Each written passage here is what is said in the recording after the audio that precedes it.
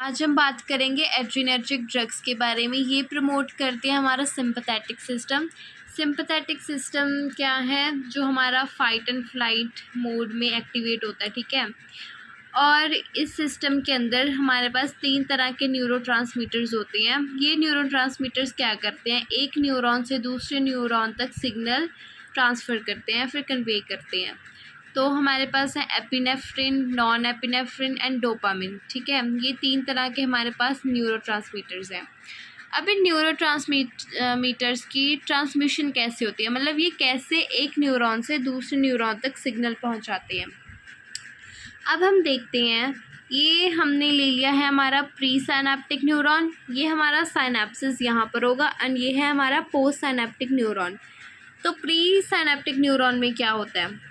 अब यहाँ पर अगर हम ध्यान दें तो क्या हो रहा है, ये एक ट्रांसपोर्टर है जिससे कि टायरोसिन एक अमीनो एसिड है जो बाहर से हमारे न्यूरॉन के अंदर जाएगा और अंदर जाके डोपा बनाएगा, डोपा से डोपामीन बनाएगा। डोपामीन भी एक न्यूरोट्रांसमीटर है, हमने यहाँ पर देखा था।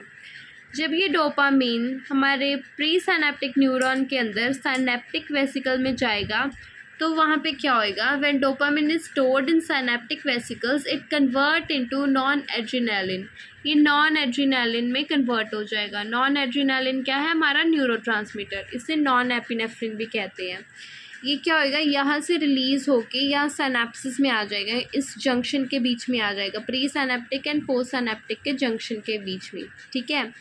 यहाँ पर जब ये रिलीज़ होएगा तो जो पोस्ट साइनेप्टिक न्यूरॉन के रिसेप्टर्स हैं यहाँ पर जाके ये बाइंड करेगा एंड सिग्नल आगे भेजेगा, ठीक है। ये तो थी नॉर्मल हमारी ट्रांसमिशन। अब और एक और बात होती है, इसमें क्या होता है, जब यहाँ पर इतना सारा नॉन एपिनेफ्रिन इकट्ठा हो जाता है, नॉन एड्रेनालिन इकट्ठा हो जाता है, तो क्या होता है, प्री साइनेप्टिक न्यूरॉन के ऊपर एक रिसेप्टर होता है, इसे हम अल्फ़ा 2 रिसेप्टर कहते हैं। ये रिसेप्टर्स के बारे में हम अगली वीडियो में देखेंगे, लेकिन अभी हम देखते हैं कि ये रिसेप्टर से यही नॉन एड्रेनालिन दोबारा से वापस जाएगा एंड इनको इनहिबिट करेगा। मींस इन्हें कहेगा कि यहाँ पर बहुत सारा नॉन एड्रेनालिन इकट्ठा हो गया है एंड उन्होंने आगे सिग्नल भेज दिया, अब आप प्लीज़ और ज़्यादा रिलीज़ मत करो। मींस कि इस प्रोसेस को, जो ये रिलीज़ हो रहा था, इस प्रोसेस को इनहिबिट कर देगा, ठीक है। दूसरी तरफ क्या होता है, जैसे यहाँ पे हमारे पास प्रेजेंट है एक एंजाइम COMT एंजाइम। ये एंजाइम क्या करती है? इस नॉन एड्रेनालिन को डिग्रेड करती है, ठीक है। डिग्रेड करके क्या करेगी? ये इसका रीअपटेक करवा देगी। रीअपटेक मीन्स जितना भी नॉन एड्रेनालिन जो फालतू का बचा हुआ है वो सारा नॉन एड्रेनालिन फिर से हमारे प्री साइनेप्टिक न्यूरॉन में जाएगा, फिर से जाके हमारे इन वेसिकल्स में स्टोर हो जाएगा, ठीक है।